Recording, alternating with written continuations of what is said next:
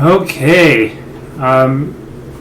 today for this video we're going to talk about the team activity 2, and this is the weekly videos are probably going to continue this. I'll probably make some that include some other questions if there's some big issues or big misunderstandings, but for the most part this is just a way to go over the team activity and make sure that you understood everything and implemented everything in a way that works. So for team activity 2, we're going to take the product pages and make them dynamic. Okay, and that's what the Trello board, the Trello card says, and that's what this activity goes through. So I'm not going to read through this all, which will probably mean I'll miss some things and I'll have to come back and fix things, but we'll get through it and it should be good. So I'm just going to skim these things and then code them over here on this side. So the goal is eventually just have one page, load a bunch of things into it. We're going to create a module called product details, and then we're going to use this functionality that's already in product data, and then we'll use some utils. So cool. So right now all of these pages are in here. So let's look. If we see product pages, we'll see that they're all very static. Okay, and this is what really makes this class different than like WDD 100, whatever it was, 120, where you're just making websites, right? This is just a website, right? There's nothing dynamic about it. We're going to make it dynamic. We're going to turn it more into a web app.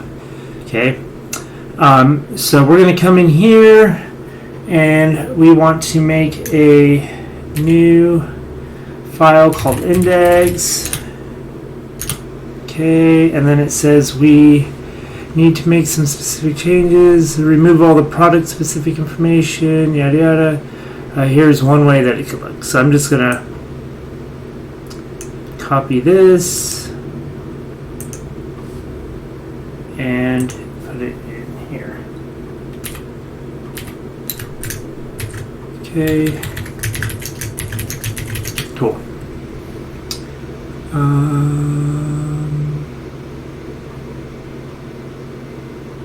And yeah, okay. So then just so this is an important reminder here, this box, when we're working with things, we're going to be working in source,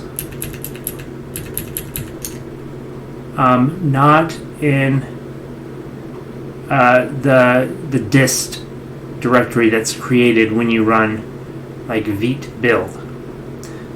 Sorry, npm run build, which then calls vite build, right? This.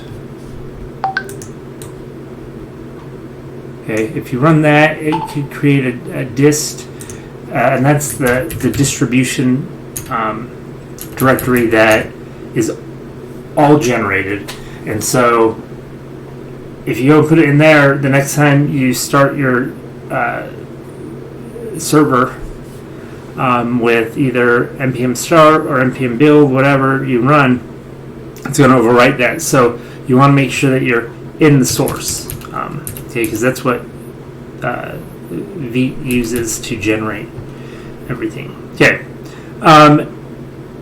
so now we're in here. I'm just going to delete these other ones just so that it's cleaned up, because we're not going to use them anymore, and I don't want them to even load. And that's going to kind of show me that it works. So now if I come over here, if I click on one of these, I should get an error, right? Okay, good. So it worked. and we don't want to click on those anymore, or we don't want them to show up. Okay, so continuing on, we're going to look at product data modules. So let's come up here, and that's going to be in here and product data. Okay, and we got a couple things. We can get the data, and we can find products by ID. Okay, and what does this say here? I think this is just what it should be here, right? This is before changes. So cool. Okay. So right now it's small. There's just a couple things here. It says to notice that this function is not exported. It's a private function, right? We don't want to expose it to anywhere else. It's only used for here. Now, this could be useful elsewhere if we had a bunch of other places, and so we might move that into like the utils or something. But in this project, I think this is the only place we're going to be using fetch and grabbing stuff. So it makes sense here.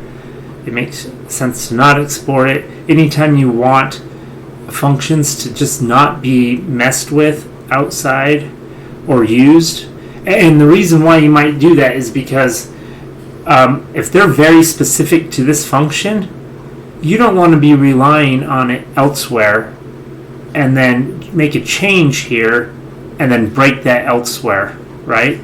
Because you're going to see, oh, well, it's used here, it's very specific, I want to not export it and have it have something else depending on it, right? It just limits bugs and makes things a little bit more explicit. So this is what we have. Okay, we're going to want to do more than just tense. Okay, we're defaulting it to tense. Okay, but this equals tense. If we pass a category in here, it won't be and have it be sleeping bags or something, it will overwrite that and then pull that. So that's okay. It's okay to default to that way. Get data. Okay, we use promises here. So this is async. Find product by ID. We're going to await get data, which is returning a promise. So this kind of uses the async await functionality. This uses promise syntax. So async await syntax, promise syntax. Async await is very much, don't let it confuse you too much. It's very much just like normal, okay? Except for you put async in front of the function, and then you need to await any function that you're calling, right? And then everything else is just like normal code, normal syntax. For promises, it's a little bit different. You chain them together, typically, with these thens, right? Like, I'm going to fetch this, then I want to convert it to JSON, then I want to return the data. And yeah, that this is just, you can also write this as async as well, but in this case we are going to keep it here so that we have examples of both. Okay, let's see here. It talks about this line 12 as confusing. It's confusing to me for multiple reasons, but and I'll tell you why. So this is just returning the data. It's a fat arrow function that's just returning the data. It's not needed. You can just have line 11 and be fine. This is what we call an identity function. It does nothing. It takes something and returns it. And so in here it says, yeah, you can return the data, but you can also just like not have it. So that's what's a little bit confusing to me, because we're already returning the data here. We're not doing anything to it, but we'll keep it because maybe we'll do something with it later. We also have a fat arrow function in down here on line 17, and like it says, you can write it instead with function item squiggy return item equals whatever, right? But this is just when you're using functional functions like this. This is just an easier, less verbose way of doing it, right? So in this case, we're using an array function called find, and we are just finding any item that has this ID, right? So an object, this is an array of objects. Each item has an ID. We're just finding the first one that has this ID, okay? So then, if we open up product, let's just open it up down here and see what we have where we're using this. We have this find product by ID that we're importing, and we use it right here on the add to cart. Okay, so when we add that to cart, we're getting all the information about that one ID, assigning it to product, and then adding it to cart like we did last week in our video. So yeah. Okay. So now let's see here. URL parameters. We need some way of passing the product in. So when we click on these now, we don't. If you look down here at the URLs, we don't need to pass a product ID because each of these has its own separate HTML page that has the product name in it, right? That's not going to work, and so we're going to need to do something there. So we're going to pass a product just like this and do that instead. So if you read through that article on SitePoint, it says this. Yeah, I mean, that's not a big thing. You can read that on MDM. This is a very common way of getting query parameters these days. So yeah, just this example. Okay, so we're going to create a new function in utils real quick called getParam. Okay, just with all these other things, we have set click, query selector, things like that. So we're going to export function getParam, and then the param name, and then we are just going to, I'm just going to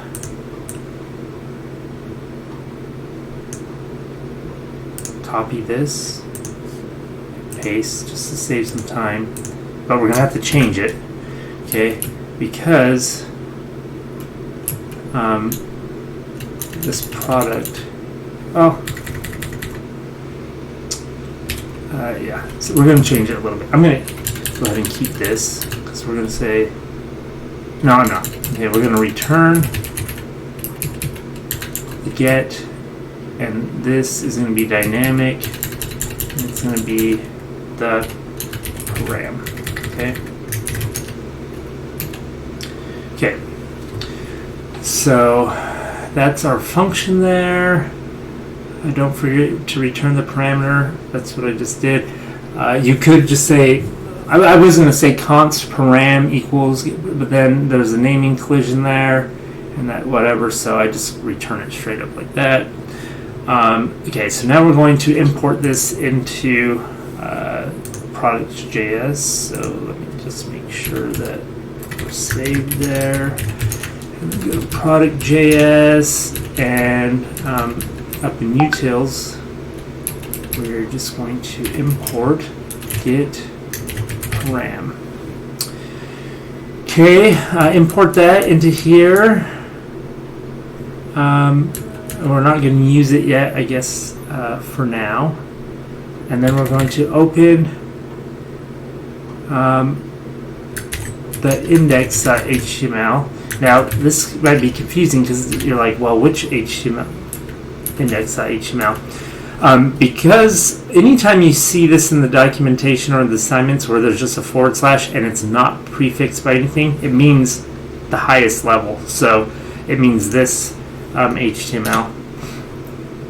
So we're going to go in here and change the link to the first product page from the Marmot. So let's find that. And that's this one. To index HTML, and then we're going to pass product equals 880RR. Okay. That's just, as this little note says, that's just the ID, the product ID of that tent, and that's set by our kind of our back end, which is just the JSON file for now. So, okay, that's fine, and then we'll probably go change those other ones. Okay, so now if we go into here and mouse over this, we should see that. We click on it and we see nothing, which is fine for now, but we're going to this new HTML page that we created. Okay, it's not actually doing anything yet. Okay, so let's see here. Then test your git in to see if you can get the product ID successfully when someone navigates to the product. Okay, so how do you do that?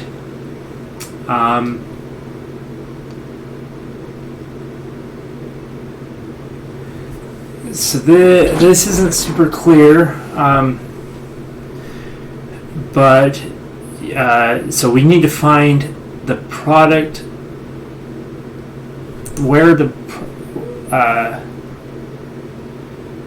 we're calling this product code here. Okay, and we're not really doing anything with find product by ID apart from adding it, and that click handler is taking a let me show you.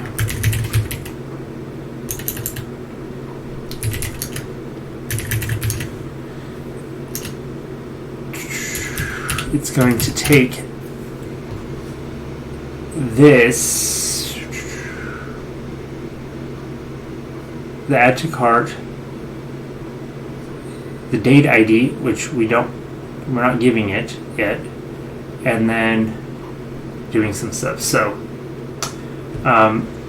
let's see what this says.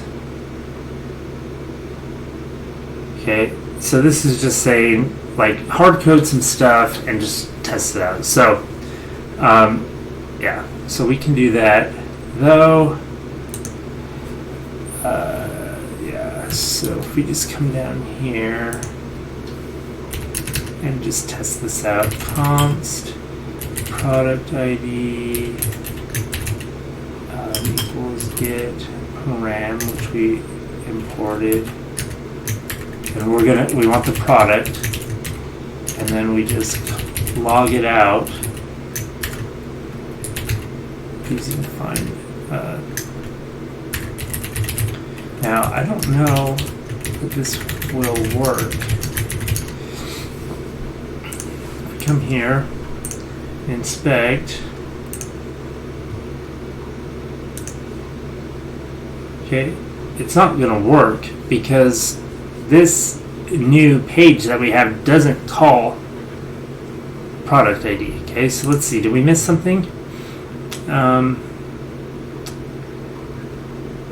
Okay, remember to use these, we have to tell the browser we want to use modules. We do that in the script tag. If you look at any of the HTML files, you will see that it has already been added. Okay, so I deleted all of those, so let's just see what they used to look like. So GitHub. Okay, because I haven't pushed my code yet, instead of undeleting them, I'm just going to look and see what they used to look like. And we'll just look at this one. Okay, and it has all of this stuff.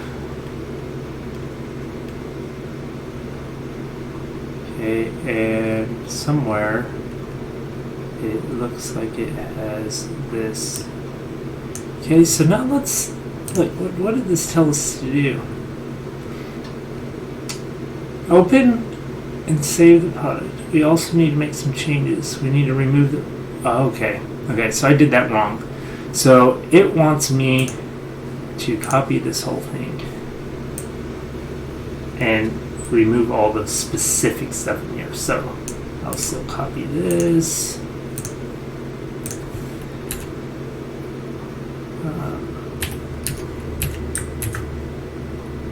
Oops. And this main class divider.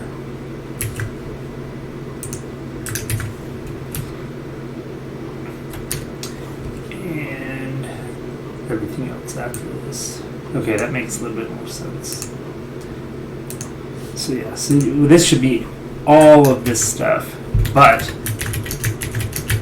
you'll see this is very generic now. We don't have the product ID and all that stuff. So that makes sense to me now. Okay.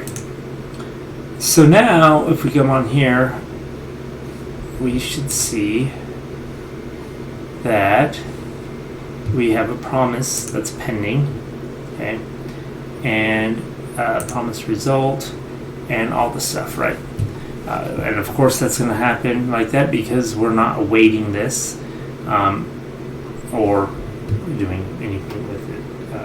If we wanted to actually do this the right way, because that's going to return a promise, we probably want to do something like, and we can't use await async in this top level of this module. You'll be able to in the future. I think it's like it's coming in a future syntax spec update. It might already be. I don't think it is though. And so what we'll want to do here instead is find. This is the right way to do it. Find product ID. We use this product ID. Then, and then if we just do console log like that, what that's going to do, you'll see here, is that it grabs the product as a promise. When the promise is resolved, it's going to pass the result as a parameter to console log. So this is what it logs out. Okay. Okay, good. So that's working. We're testing that like it wanted us to. Good. And then it says update the rest of the links in that this one with the IDs. So let's go ahead and do that. The North Face Talus. Okay, let's see here. Let's go back here. We can find all that in this. Okay, so North Face Talus. Go change that to index, and then product equals, and let's find North Face. That's this. Copy. paste this one.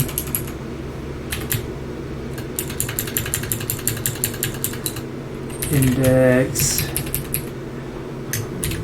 product equals, and that one is North Face.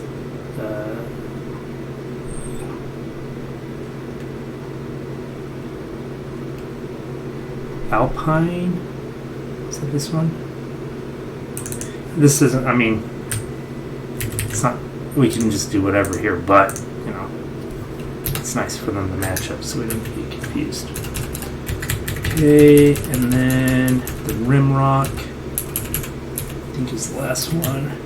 So again, we're going to, now I think later on, we're going to have these even be dynamic as well. I think there's a card for that. I can't remember if it's a team activity or a card, but yeah. So, you know, obviously you can make all this dynamic. Rim rock. So this one. Okay. Copy. Paste. Okay. And then let's just test that. So if we go up to here, okay, we'll just look down here at the URLs.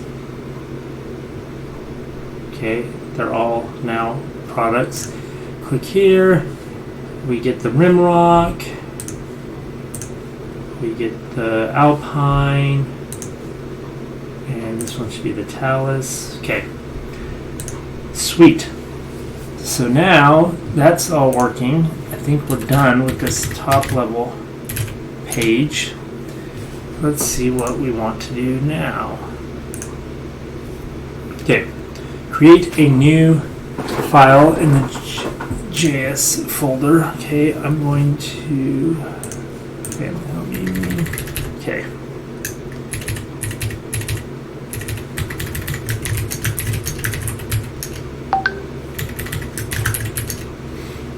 In here, we're going to call it product details. Product details dot module MJS. Okay. And this is going to be responsible for getting all that information and then throwing it into our HTML. Okay. So we're going to create 3 functions. Well, we're going to create some and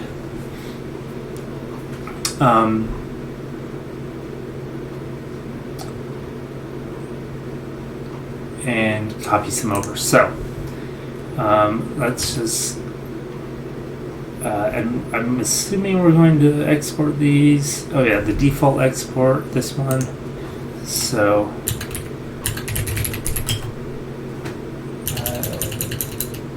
export default function product details product ID to do something, and then we're going to move add to cart, and then we are going to also, well, I don't know if this one's going to be exported. I don't think it will be, so I'm going to just render product details. Okay, and then add to cart. So, and you'll see why we need to add that, move that here in a second.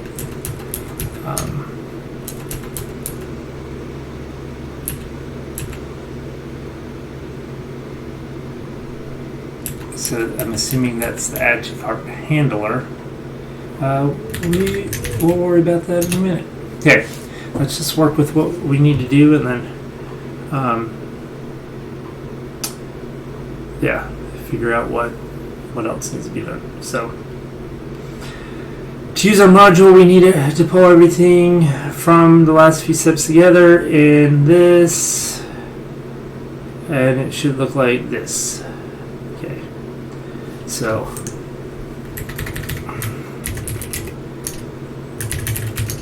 product, it looks like it calls product details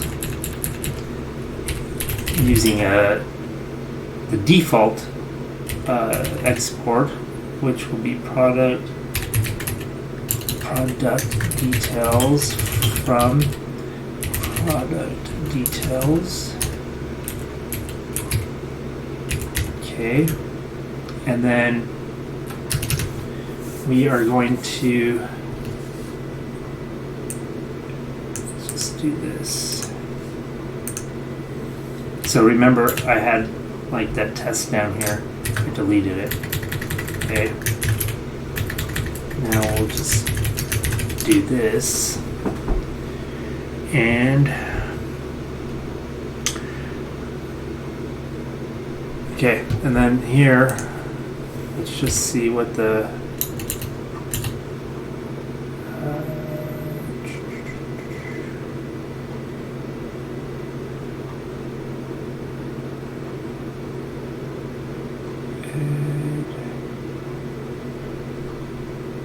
okay, yeah, we can probably move all of that stuff over, but we'll see. We'll see what we're going to do. But for now, I just want to make sure that this works. Console log product ID.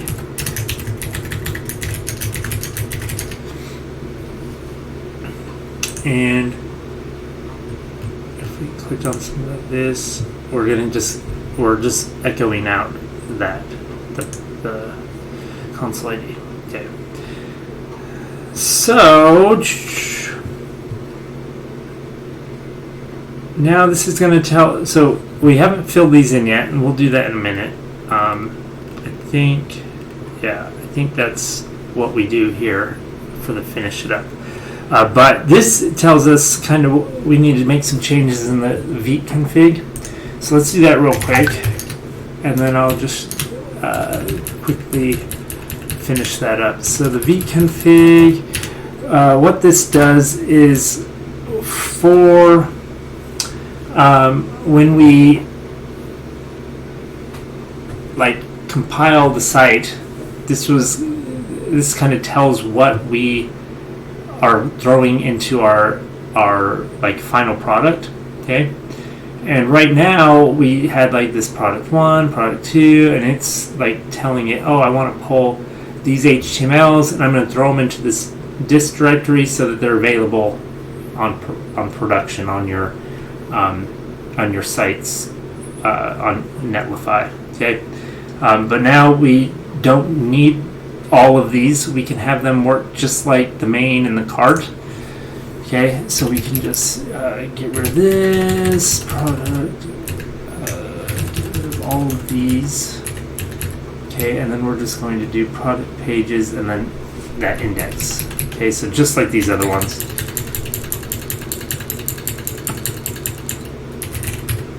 And that will make it so that it works on Netlify.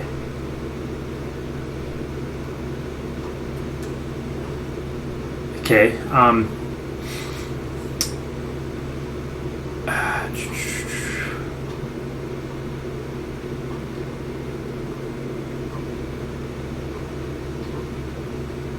Okay, and then it talks about the JSON and the other issues with JSON and images. Okay, the easiest way to do that is to create a public directory in here. Okay, so we're going to make a directory, called public, and then we're going to move this JSON directory into public, and images into public. Okay. So now we have those are there. Okay, and let's see what that changes with some things. But that's what the instructions are telling us. So we should check that. Okay, so now we want to finish this product detail stuff. So if we come here, make sure that everything's working-ish. So have images, and we have that, but we're not necessarily pulling from here. So the product details, we want to fetch that data. Okay, so we'll copy this like we were. Okay, so we're going to need find product by ID.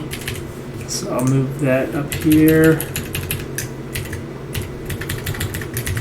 We're going to say product data equals await. Okay, and that, if we want to do that, we're going to need to make this async, and we're going to await find product ID, and we're passing it a product ID. Okay, and we're just gonna, we've already done this, but we're just gonna do it again just to make sure we don't have any bugs. Okay. We come in here and we look, and boom, we're getting that data now. Okay, so that's coming through here, passing it into here, and okay. And then what we want to do with this is I want to render the product details. I'm going to pass it the product data. That's not in the signature that the assignment gave us, but that seems right to me, right? Like, we get the product data, then we want to render it. We're going to throw it into here. So that's what I'm going to call here now is render product details, and I'm going to pass it the product data that I just got, and then I'm going to do something with that.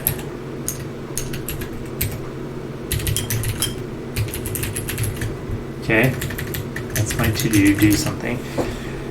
And then we have a couple other things. So let's see what we have there. So this is our template,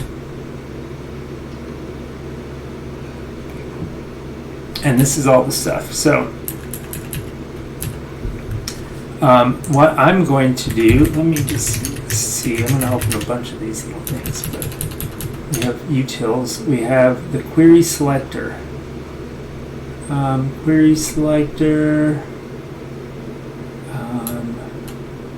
okay, so that could help us out, and yeah, I mean, we can do this so many different ways. I think I'm gonna make a little function myself that builds upon this query selector one, that just takes two things. Okay, so I'm just gonna create this function down here that says export function set inner, or let's just call it set content.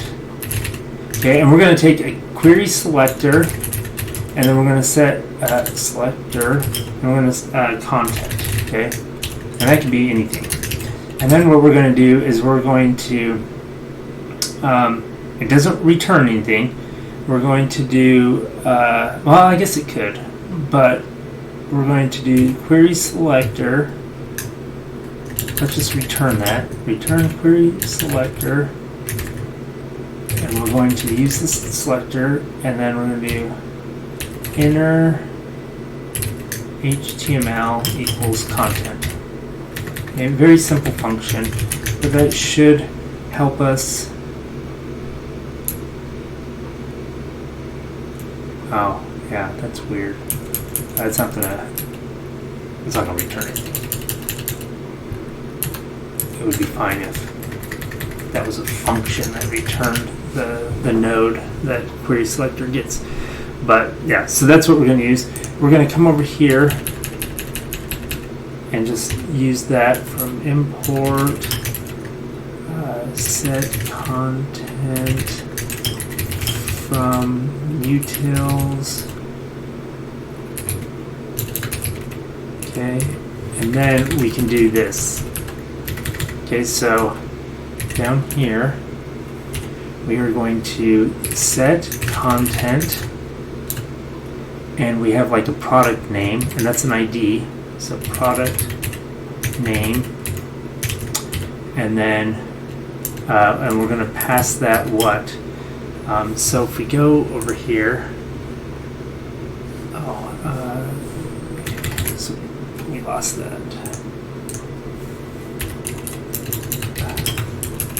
That's console log product data. Okay, and we can see what we have. So name without the brand. I can't remember what it used to look like. We can look over here. And on one of these, we had, looks like the name, this is just Marmot. So that is like, I think the brand. Oh no, okay, so product name without brand. All these IDs should maybe match up with what we're getting here. So brand, name without the brand. Okay, so that looks like we do brand name there. So we are going to set content for the product name. That was originally like Marmot. So that's going to be product data dot brand dot name. Okay, so let's just save that and see what happens. Marmot, boom. Okay, and then we can just continue this all the way down with product name without brand, and that is just name without brand, like at the top level.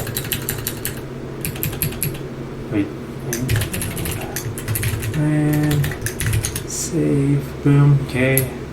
And we just continue this on. Okay, we have the image, that's going to be a little bit different, and some other things. So, yeah, you can just go through and populate those. Let's just go ahead and get these last couple. The image is a little bit different. So, okay, so we'll finish filling in these. So, product final price. And again, the product image is different, so we'll do that in a second. Final price. I'm just going to close this. And close this one. Okay. Final price. And over here, we'll call that final price.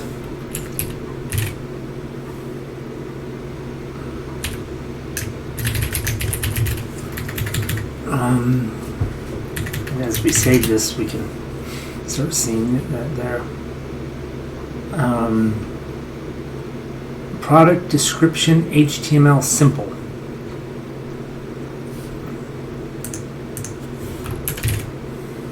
Product description HTML simple. And that's on the top level too. Description. Some cheat there, and product. There's probably a way we could make this easier, but okay. And then the last thing is we need to handle that add to cart handler and the image. So we had this nice fancy set content. That worked for most of those, but in this other case,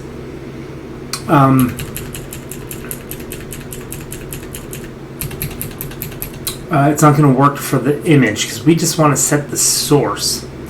And so we're going to do, let's use the QS function that we have, and we can do something like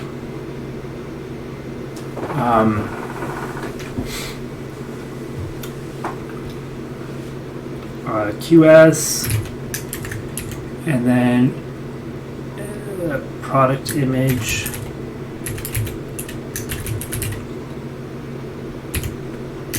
and then we need to set the source.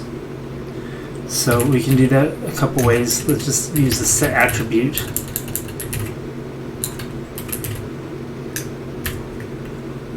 Function and source, and then we are going to set it to product data image. Okay, I think that's right.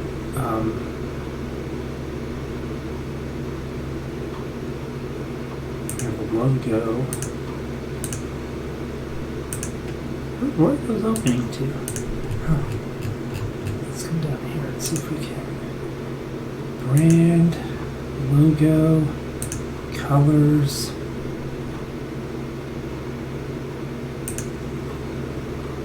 Yeah, so that's definitely the only image that we get. Okay, good. So that's everything, and then that on click doesn't work. So let's just test this and see what happens when we come and click on these. Okay, that one works. That's pretty cool. That mouse over hover thing. Yeah, just make sure that all of them are good. Make sure we don't have any errors. Okay, good. So let's fix this add to cart, and then we'll be done. So, you know, we can go here and we can do like, just add some comments, kind of explain for people in the future kind of what's going on. Set basic content.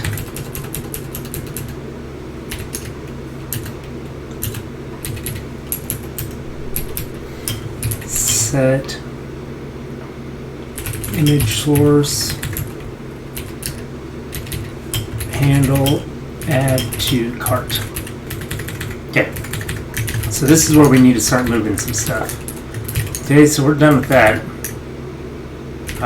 Actually,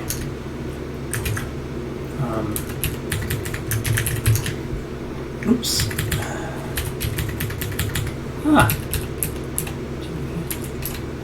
Okay.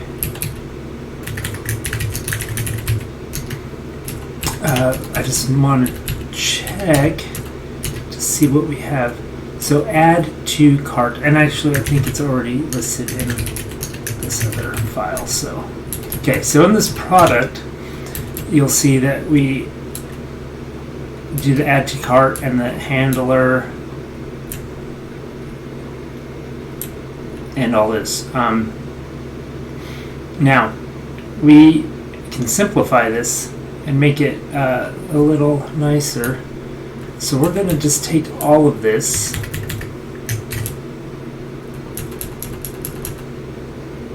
and cut it and paste it up here.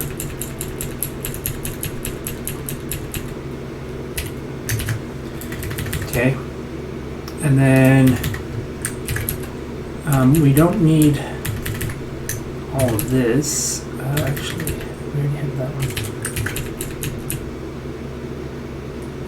So we'll import those. We don't need set local storage stuff in here anymore. and we don't need this one. So that gets really simplified. And then we don't need to get param in here. Now, you might ask, well, we could have just did all this in the product module, and that's true. Could have. But, you know, it's good to kind of separate things, and I'm sure as we go along, there'll be a reason for that some more. So, this add listener, let's move that down here. We want that to happen with the rest of this stuff. We can remove this comment because we already have that. And let's make this look a little bit like everything else.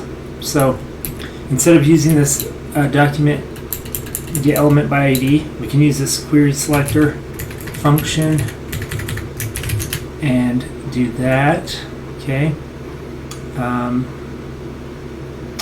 And of course, this is an ID, so let's do that. That's what this is saying. It can't find something with that.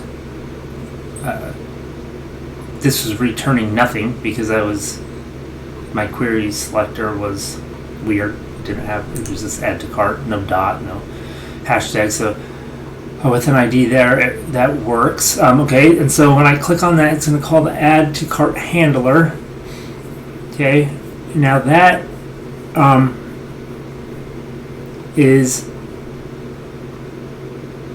takes an event and then takes this data set ID. Now, I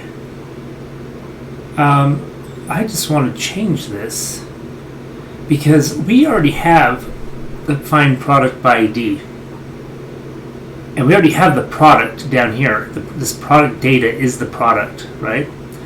So to go and get it again after we already did seems like a waste. So this is okay if you didn't do this in your teams. I mean, but I'm going to get rid of this. And what I'm going to do is a little bit fancy. And if you kept what you had, let's talk about that real quick. What you could do is you could find that data set and set the ID in here. So you'd have to do it like you do the image source. You would find whatever the button, and you would take this data set ID and set it to the product data ID, right? So let's just do it. It would be something like add to cart, set data, I think is how you do it, and then ID, and product data ID. Okay, let's just see what that does. So if we come down here and we inspect this, set data is not a function. How do we do that? Okay, sometimes I forget these things. And data set and data set property and accessing setting values. Okay, so you just do it straight up. So there's not a setter. It's just data set dot, and you do it straight up. So we would just do. That's what I kind of thought, but data set ID equals. Okay, so we do that. Okay, and then we go and look at this. We have the data ID is there, and what that will do is now when I click on add to cart, it's going to work in theory.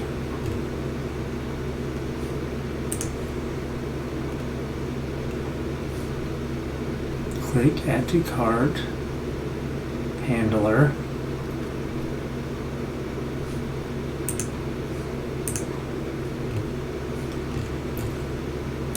And let's make sure that my cart is not messed up. It looks like it's fine, but we have some nulls there. I'm just going to clean this up. Let's see what happens. Maybe we haven't designed the actual cart stuff yet. I can't remember. I know that it should be down here. So it does get added to the cart, right? Oh yeah, there we go. It worked. It was just bad. What happens if I add it again? I think that there's a Trello task for having multiple, right? And having the quantity. Anyway, this is working now. But the problem, so that works, and that's fine if that's the way that you did it. Now, like I said, I think it's weird to go and look up the product and then go look it up again. Okay? And in the example, it says you will also need somewhere to store the product data that we look up. You can just declare a variable in the module. Now, I think that's not a great idea either, because that means you're going to have like a product up here that you set, like it's not globally, but it's scoped to the module, but it's still just hanging out there, and it's prone to bugs, because what if you don't get that set, and I've got some notification, and you don't reset it properly or something, and then all of a sudden you're adding things to your cart that you don't mean to. So to make this a little bit more efficient, let's not look up things twice, and we're just going to skip straight to the add to cart, okay? Because we already have the product. It's right here. It's called product data. And just to make this a little bit more straightforward, I'm going to rename all of this to just product. Okay? Except for that one up there. Oops.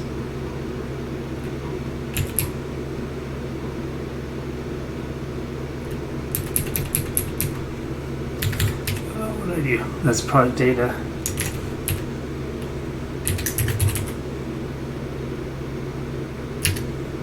Not that one. No. Yes. Oops.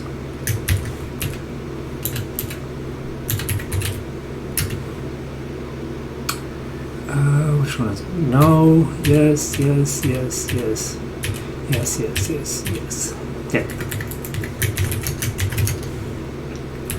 And we're going to get rid of this because we don't want to use that method.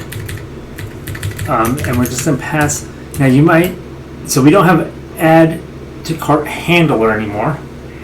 We are going to add product to cart. Okay, but you might say, well, how do I pass the product there? Now, there's a couple ways you can do this. You could create a function here that just gets called. So you can do this via like a fat arrow, okay, and then pass in here product. Okay, that's one way. And if we go over here and do it, we click on this. I guess we can't get there. Click on this. We click add to cart. We go to the cart, and then we have it, right? Let's clear this out. Or that's one way. Or we can do it without declaring a new function, which is the way that I'm going to show you. And this is, I mean, any of these ways work. There's nothing wrong with any of these.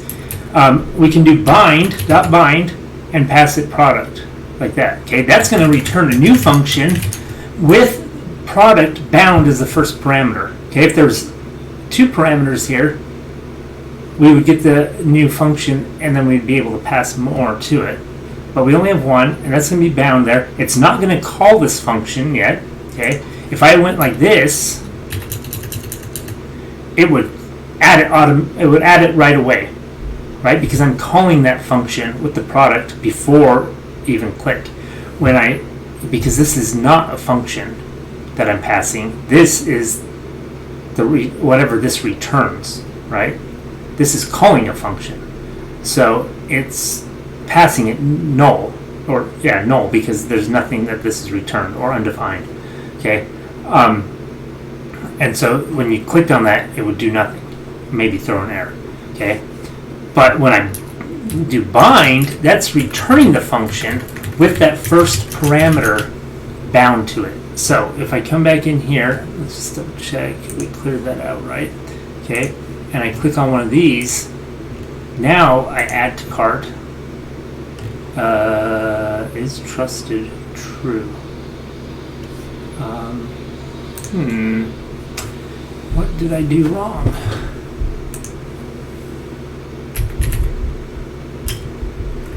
I'm not bind anymore. Add product to cart. Oh, no, that's why. The first, let's see here. Bind is the first argument is the this. Okay, in this case, we don't need a this, and I forgot that. So maybe this is a little too complicated, but maybe the fat arrow function was a little bit better, but. We don't need a this in here. We're not using this anywhere, and that's what that first parameter is. Then the second one is the first argument. So now when we come in here, let's clear out this is trusted.